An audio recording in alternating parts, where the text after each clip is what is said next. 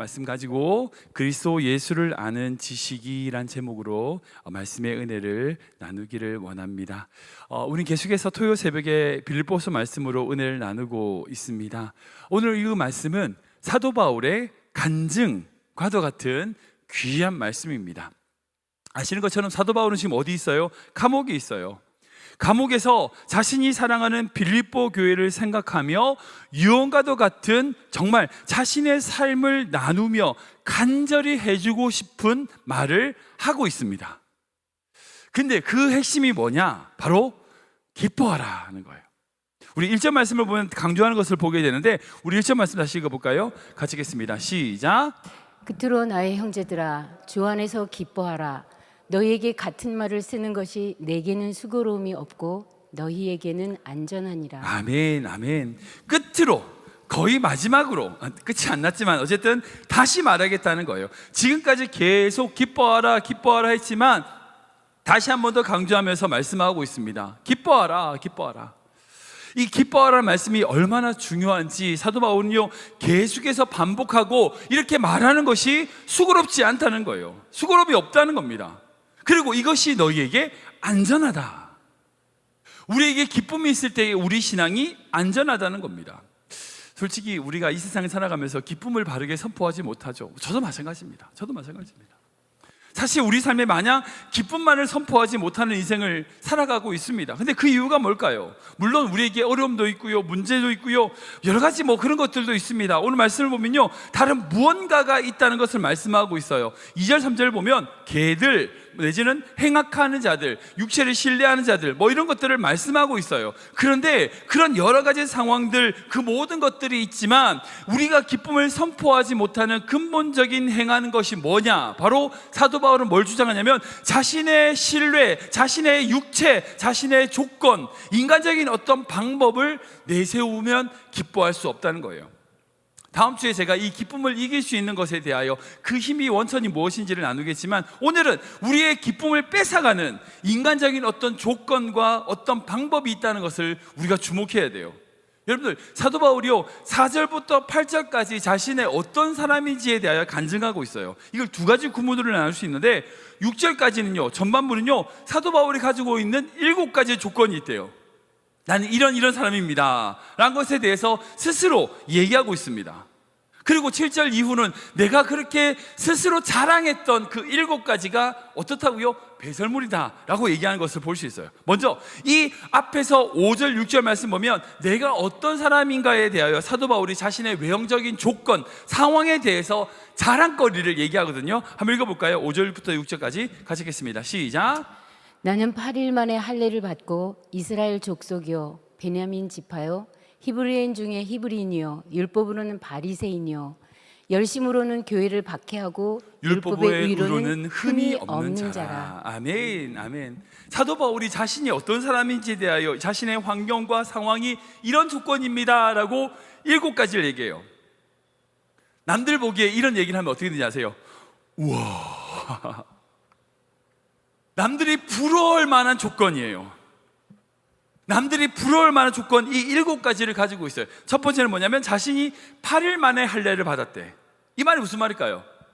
자기의 부모님도 율법을 지키는 자라는 거예요. 쉽게 말하면 모태신앙이라는 뜻이죠. 아니, 자기가 태어난 지 8일 만에 스스로 할례할 수 없잖아요. 그러니까 부모가 한 거겠죠. 그러니까 자신의 부모님들도 율법에 전통한 그런 사람이다. 나는 부모의 신앙을 이어받았다는 말이에요. 두 번째로 이스라엘 사람이다 라고 주장해요. 이게 뭐냐면 여러분 아시겠지만 사도 바울은요 이스라엘에 살던 사람이 아니에요. 다소 출신이에요. 즉 어찌 보면 한국이 아닌 외국에서 사는 한국인처럼 외국에 있는 이스라엘 사람이었어요. 근데 그 헬라파 유대인으로서 자신에 대하여 이스라엘이라고 하는 민족성을 분명하게 가지고 있어요. 뿐만 아니라 자신이 베냐민 지파래. 그러니까 가문이 뼈대 있는 가문이라는 거예요. 쉽게 말해서. 그리고 히브리인 중에 히브리인이다. 그러니까 자신의 가문의 혈통이 다른 어떤 이방인들이 들어오는 그런 혈통이 아니라 자신은 순수한 혈통이라는 거예요. 여러분들, 제가 몇 주 전에 디모데에 대하여 제가 말씀 나눴잖아요. 디모데가 가지고 있었던 약점 중에 한 가지가 그의 아버지가 이방인이었어요. 로마 사람이었다고요. 그러니까 자신의 어머니는 이스라엘 사람이었지만 아버지가 이방인이었다 보니까 디모데가 어떻게 순수한 혈통이 아니라고 공격을 받았죠, 초대교회에서. 근데 이 바울은 뭐예요? 히브리인 중에 히브리다. 무슨 말이에요? 정말 혈통적으로 순수하다는 거예요. 율법으로는 바리새인이다. 그러니까 이 외국에서 살지만 한국에 들어가서 공부하는 것처럼 이 바울은 외국에서 다소의 출신이지만 이스라엘에 들어가서 가말리엘 문화에서 수학하고 유학하고 공부하며 철저하게 율법을 지킨 사람이었다는 거예요. 뿐만 아니라 열심히 교회를 핍박했다. 그 당시 유대인들이 뭐 어떻게 생각했어요? 교회를 박해하는 것이 그 유대교를 지키는 거라고 생각했습니다. 이건 마치 유대인들에게 훈장과도 같은 거예요. 뿐만 아니라 율법으로는, 그 이스라엘 유대인들이 따르는 율법으로는 흠이 없다. 그러니까 뭐 여러 가지 바리새인들의 규칙들이 있잖아요. 며칠 일 안 한다, 무슨 금식한다, 구제한다. 그 모든 율법들에 대하여 어떻게 했다고요? 다 지켰다고요. 다 지켰다고. 그러니까 여기서 말하는 7가지, 내가 8일 만에 할례 받고 이스라엘 사람이며 베냐민 집하고 히브리인 중에 히브리인이고 율법으로는 바리새인이고 교회를 핍박했으며 율법으로 흠이 없는 자다. 여러분, 이 7가지를 얘기하면요, 그 당시 유대인들은 뭐렇게 해요? 우와, 짱이다. 타의 추종을 불허할 만한 스펙을 가진 거예요. 요즘 얘기하면 하버드의 좋은 대학을 나와가지고 대기업에 좋은 가문에서 일 태어나가지고, 여러분, 그뿐입니까? 그뿐이 아니에요. 이 사도 바울은 태어날 때부터 로마 시민이었어요.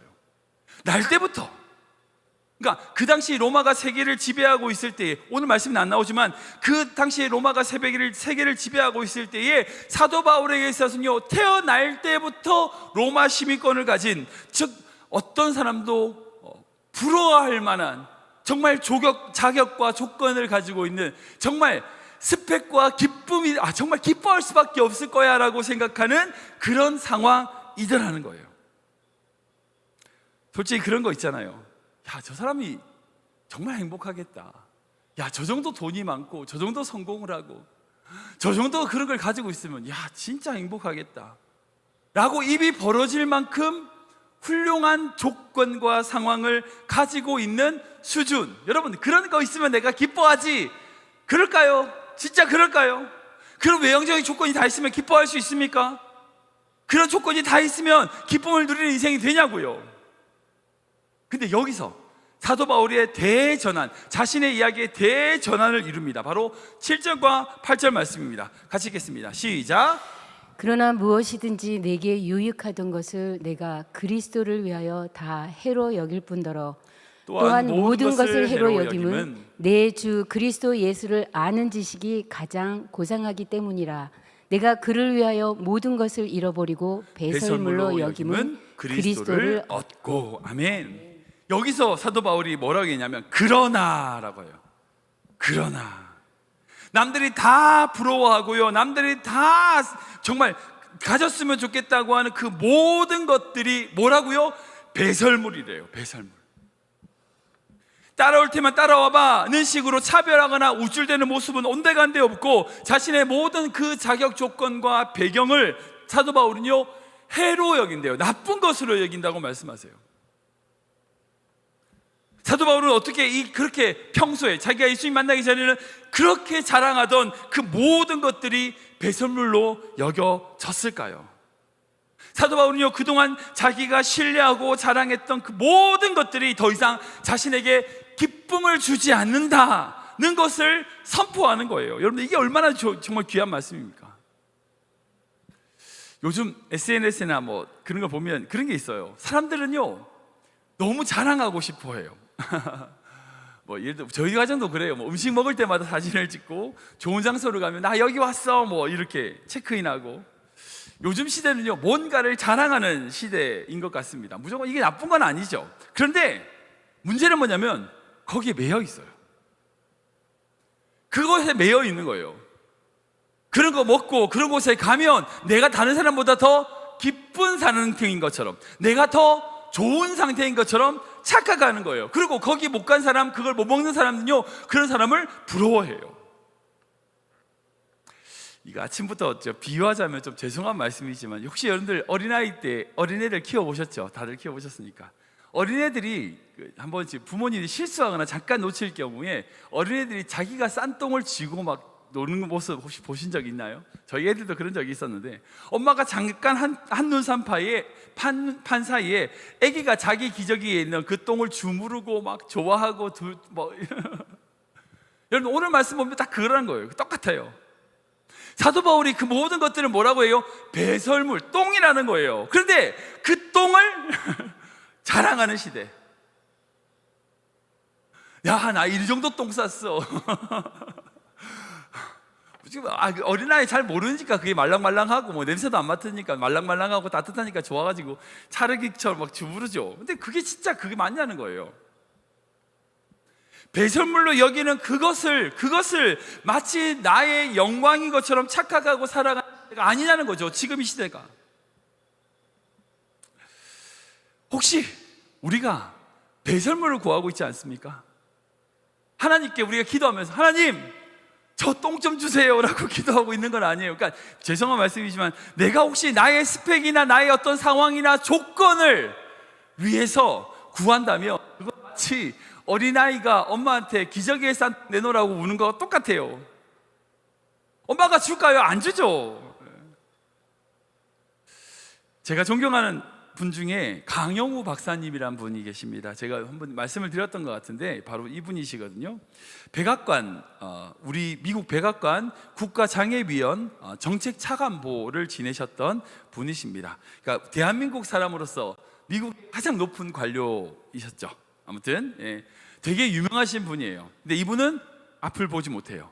그분의 책인 내 눈에는 희망만 보였다라는 책이 있어요. 혹시 좀 추천해 드릴 테니까 꼭 기회 되시면 한번 꼭 읽어보시면 좋을 것 같아요. 하여튼 이 강용우 박사님은요, 1944년 1월 16일 양평에서 태어나셨어요. 중학교 시절에 축구하다가 급한 축구공에 맞고 각막이 깨지는 바람에 시력을 잃게 됐어요. 그러니까 처음부터 못 본 게 아니라 중학교 때까지 보다가 중학교 때 사고가 나서 눈을 못 보게 된 거예요. 근데 사실 그 당시에 우리나라 의료기술이 발달 안 해놓으니까 그냥 소경으로 쭉 사셨죠. 근데 그 고난의 과정 속에서 이 강용우 박사님의 기도가 있어요. 하나님께 그 박사님이 눈 고쳐달라고 기도하지 않았을까요? 했죠. 근데 그 책을 보면 내가 하나님께 눈을 고쳐달라고 했을 때 하나님이 만약 예스 하셨다면 자기는 그냥 누나 뒤를 따라서 공장에 들어가 소년 가장이 되었고 잘해봐야 그 공장에 공장장밖에 안 됐다는 거예요. 근데 하나님이 노 하셔서 자신이 어디로 갔냐면 맹인 재활센터로 가게 되고 거기서 미국인 선교사님을 만나게 되고 그 선교사님을 통하여 미국에 유학 오게 되고 그 미국에 유학을 와서 지금 백악관 차관보까지 지내는 그 모든 인생을 살아가게 되었다는 거예요. 나중에 이분의 아들이 아버지의 눈을 뜨게 해주겠다고 안과 의사가 됐어요. 그리고 아버지에게 수술을 권했습니다. 아버지, 이게 시신경이 상한 게 아니라 이 각막이 깨진 거니까 이 각막을 인공각막으로 교체하면 눈을 보실 수 있습니다. 제가 고쳐드릴게요. 했어요. 근데 강영호 박사님 뭐라 하는지 아세요? 안 한대요. 왜냐하면 내가 눈을 뜰 이유가 없다는 거예요. 내가 눈 뜰 이유가 없다는 거예요. 그리고 본인은 고백하세요. 내가 육신의 시력을 잃었지만 이것 때문에 진짜 시력, 즉 예수님을 볼 수 있는 진짜 시력을 가졌기 때문에 나는 육신의 눈이 보이지 않는다고 해서 전혀 불편한 게 없다는 거예요. 내가 육신의 눈이 멀었기 때문에 그 믿음의 눈으로 희망을 볼 수 있었다는 거예요.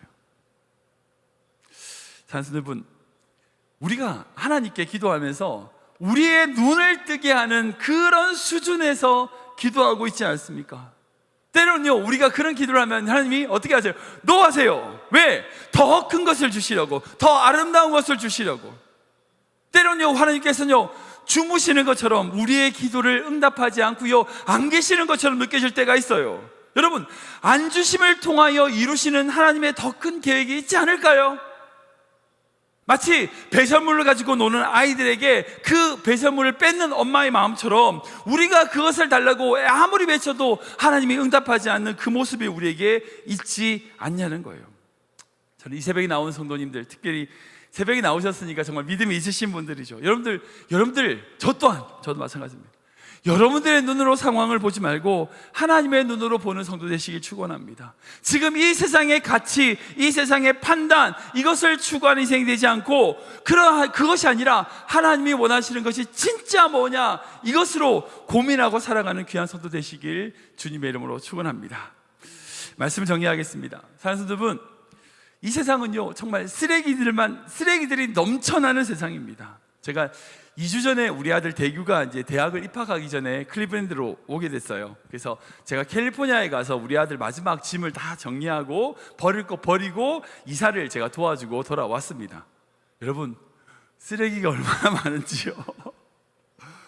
살 때는 필요한 것 같아. 근데 다 쓰레기예요. 다 쓰레기. 이사를 정리해보니까 거의 절반은 쓰레기인 것 같으세요. 여러분, 이 세상은요 쓰레기가 가득해요. 조금만 생각해보면 다 쓰레기. 여러분들 입는 옷, 뭐 비싼 가방, 여러분들 10년 뒤에 뭐가 될까요? 쓰레기예요. 내가 진짜 귀하게 생각하고 막 생각하는 것들, 여러분들 몇 년 지나면 다 쓰레기 돼요. 쓰레기입니다. 그러니까 우리가 정말 귀하다고 생각하고 정말 가치 있다고 생각하는 것이 지금 내가 보기엔 전부인 것 같지만 아니라고요. 우리 8절 앞에 말씀 읽어볼까요? 같이 읽겠습니다. 시작. 또한 모든 것을 해로 여김은 내 주 그리스도 예수를 아는 지식이 가장 고상하기 때문이라. 아멘. 여러분, 마태복음 보면 예수님께서 진주 비유를 드시죠. 진주 장사가 장사하러 가서 여러 진주들을 만나요. 그리고 그 진주를 사서 모으는데 정말 귀한 진주를 발견해요. 그럼 어떻게 돼요? 자신의 모든 진주를 다 팔아서 그걸 사요. 여러분, 그 판 진주들이 가치가 없나요? 아니요, 가치가 있어요. 얼마나 귀한데요, 비싸요. 그러나 더 좋은 진주를 보니까 이것들이 뭐예요? 쓰레기가 되는 거예요. 보화가 묻힌 밭에 그 밭을 보니까 내가 가지고 있는 모든 재산들이 그걸 보면 쓰레기가 되는 거예요. 여러분, 우리가 이 세상을 정말 아름답고 기쁨으로 살아가는 제일 유일한 방법은 우리 안에 그리스도 예수를 아는 지식이 가장 고상함을 발견하는 데예요.